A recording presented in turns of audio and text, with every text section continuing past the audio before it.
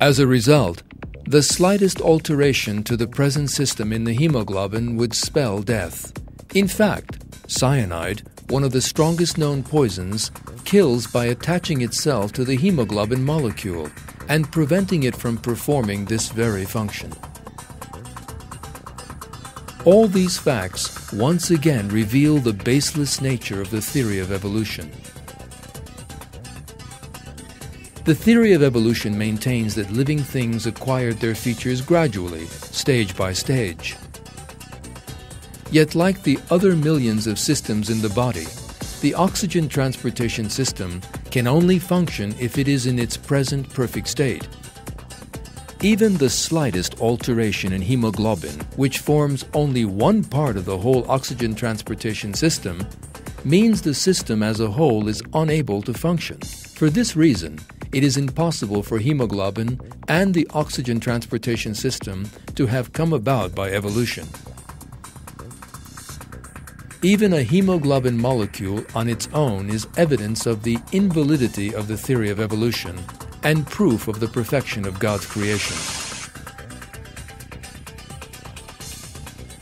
In the Quran, God says,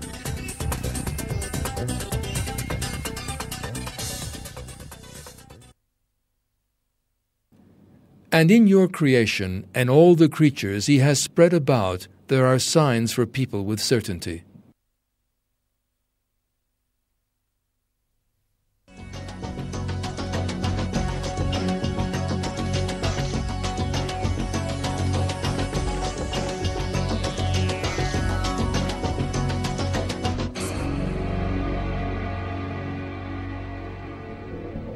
People do many different things in their daily lives. But whatever they do, they still have to keep breathing. Yet they never need to make a conscious effort in order to breathe. Neither do they use their free will in order to breathe. They breathe right from the moment of their birth, even in their sleep.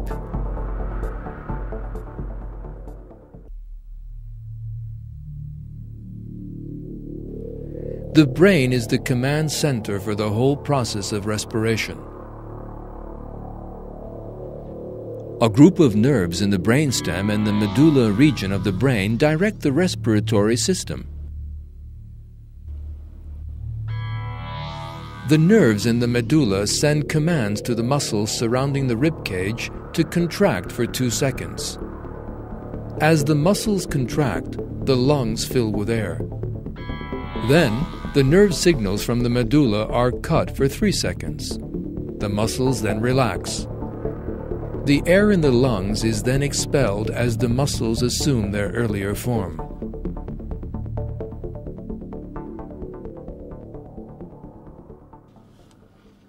Directed by the medulla, breathing takes around 5 seconds.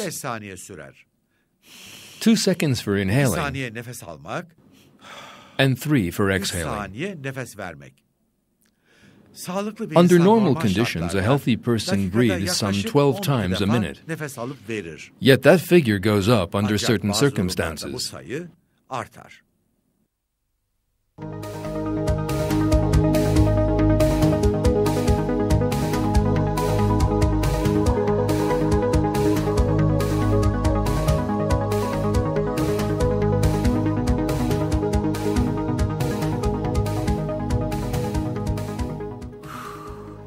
As you can see, my breathing rate has risen considerably.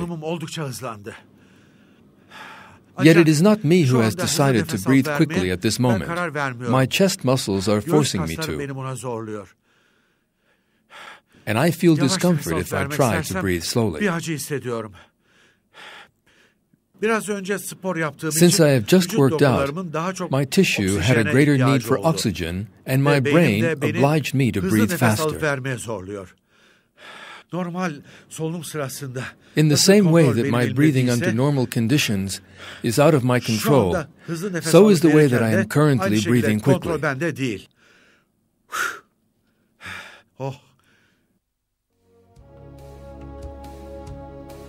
Control of breathing is thus independent of an individual's will.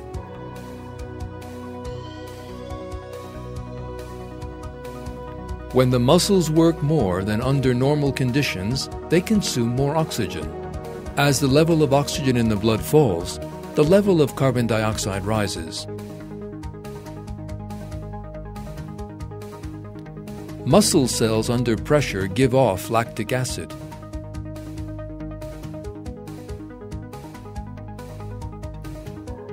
The oxygen, carbon dioxide, and lactic acid receptors in various parts of the body become aware of this change and send warnings to the respiratory center in the brain. When the warning reaches the medulla, the respiratory neurons send commands to the chest muscles and ensure that they work faster. On the other hand, other precautions are also taken in the body. The heart starts beating faster, for instance. The skin pores are opened in order to balance the rise in body temperature and attempts to cool the body down. When pressure on the muscles is lifted, all the systems gradually return to their normal condition.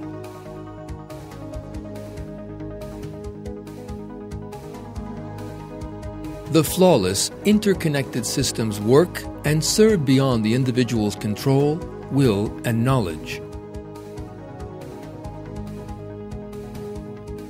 Man's duty is thus to give thanks to God, who created him with such perfection, and to appreciate the artistry in his creation.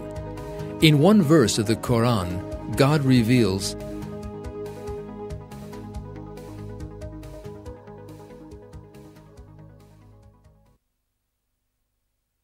He is God, the Creator, the Maker, the Giver of form. To Him belong the most beautiful names.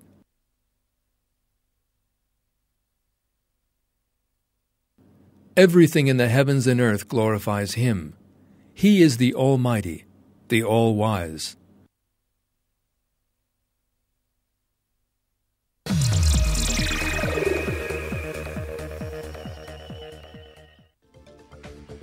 In this film, we have examined the miracle in the respiratory system.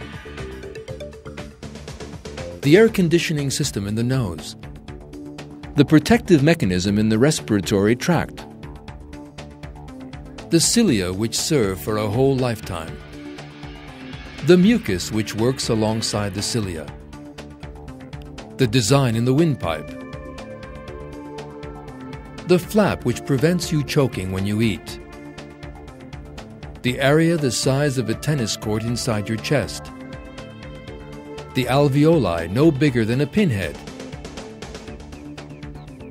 The special cells within those alveoli. The red blood cells responsible for oxygen transportation. The miraculous protein hemoglobin. The attraction between oxygen and iron, and the sensitive way that attraction is balanced. The carbon dioxide transportation systems. The special nervous system which controls breathing outside the individual's volition. And we have looked at other systems which assist human beings to breathe. We have seen that these systems have been created in a flawless and perfect form. A person's taking just one single breath is a great miracle requiring gratitude to God. You have taken around 200 breaths since this film began. You will also continue to breathe long after it is over. Until God claims your soul back in the same way that He gave it to you.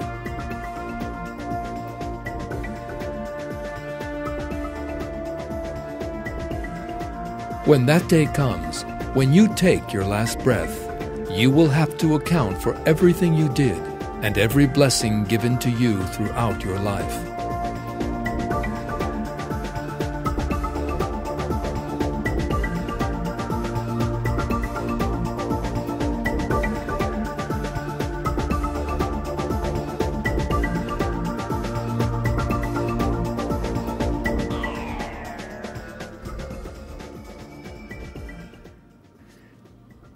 People must think about this truth and give thanks to our Creator, God, who allows us to breathe and imparts countless blessings to us, while there is still time and before the last breath comes.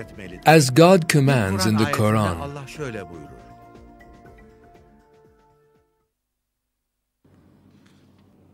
"Mankind, worship your Lord who created you and those before you, so that hopefully you may do your duty.